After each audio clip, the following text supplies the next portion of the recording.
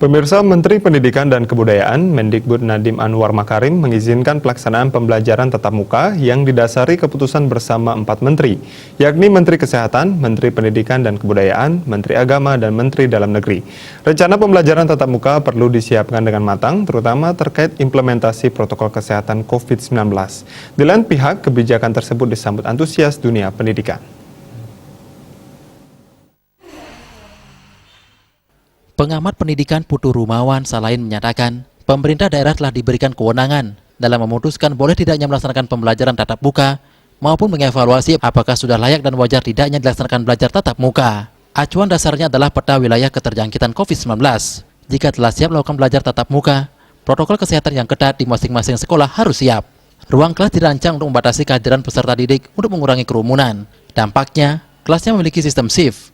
Pembelajaran tatap muka bisa dilaksanakan sepanjang ada jaminan prokes dilaksanakan dengan baik, seperti menyediakan tempat cuci tangan dan rutin melakukan penyemprotan disinfektan. Ketika pemerintah daerah diserahkan kembali untuk mengevaluasi sudah layak atau wajar nggak membuka kelas tatap muka itu, tentu tadi yang pertama peta wilayah keterjangkitan penyakit COVID itu menjadi acuan dasar, jadi sangat padat, tinggi, dan lain-lainnya. Kalau memang demikian lebih baik tidak. Terus yang kedua, kalau memang siap, kita harus protap kesehatan di sekolah. Yang pertama, kelas-kelas harus memang dirancang tidak berkerumun terlalu banyak. Jadi kalau dulu misalkan boleh 35, sekarang mesti paling tidak maksimum misalkan 20, antara 15 sampai 20 orang. Sehingga dengan demikian akibatnya akan ada kelas shift atau kelas bergantian. Sementara dunia pendidikan menyambut baik kebijakan tersebut, Kepala SD Negeri 3 Kesiman, Desak Nyomansari menyambut antusias keputusan untuk mengizinkan pembelajaran tatap muka oleh Menteri Pendidikan dan Kebudayaan Nadiem Makarim pada semester genap yang akan dimulai Januari 2021.